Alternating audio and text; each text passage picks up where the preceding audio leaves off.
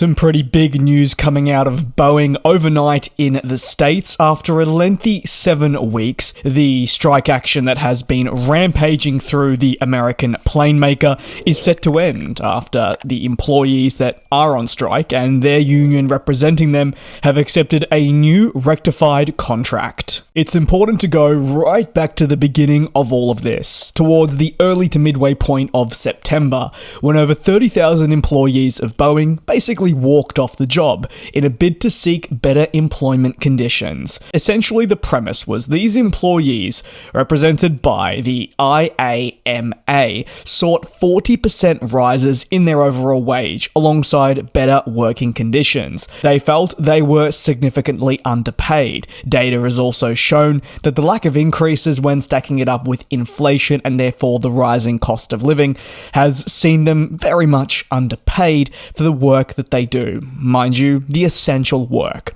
And following this walkout, commercial aircraft divisions across Boeing have been massively affected, from the ever so popular but also incredibly necessary MAX family to the 767 and 777. All these aircraft crucial to Boeing's financial success, which has come under fire in the last month and a half.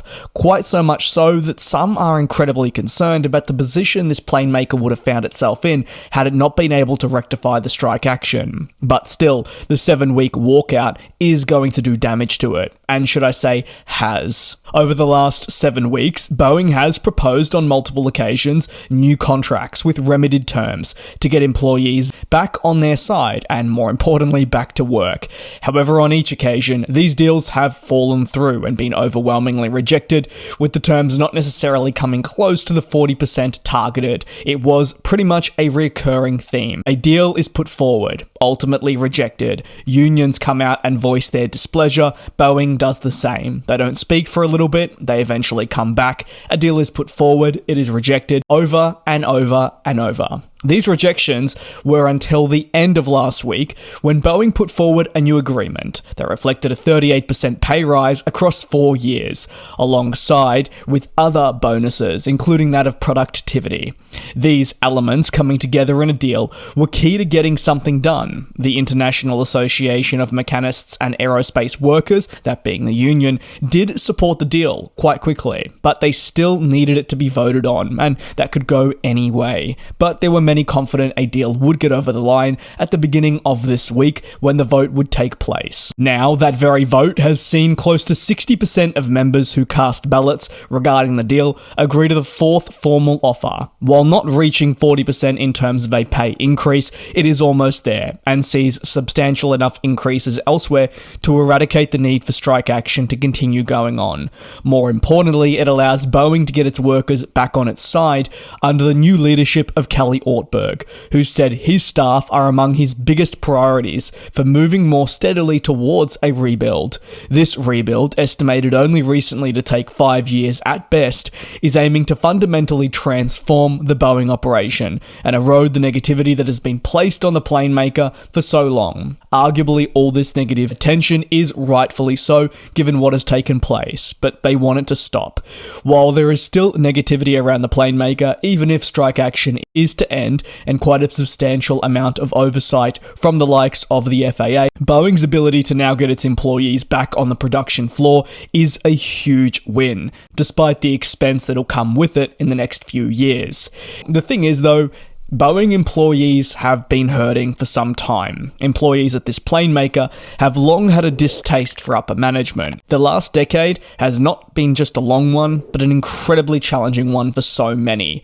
They've revealed a lot about Boeing's procedures internally, which have more often than not prioritized finances rather than employee well-being, the quality and safety standards of aircraft, and so much more. While I don't need to bang on about this forever, the toll on the employees has been huge. They've come out and said that they've felt openly pressured by upper management to meet deadlines that are unrealistic for the job that they are completing, and in a safety-critical environment, that's not necessarily something you want to be hearing. Furthermore, some employees have also said that when they've spoken up about quality concerns, they were ignored in favour of getting planes out as quickly as possible. Again, an emphasis on finances. The disconnect between production workers, engineers, and other workers with their upper management has needed remedying for some time. With a new contract and now new leadership, Ortberg will be hell-bent on fixing this.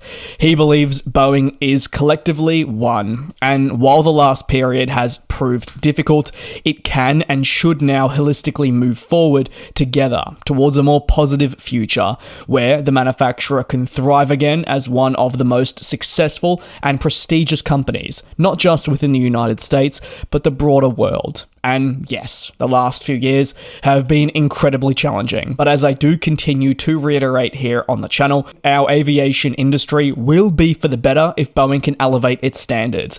And trust me, I'll also be for the better because there's nothing more that I want to see than our industry thriving on every manufacturer front.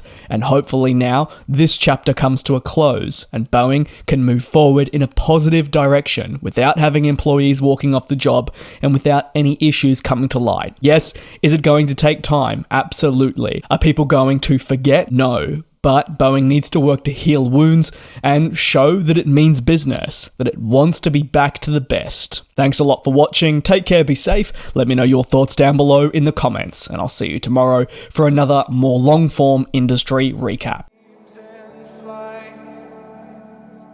And we'll fly.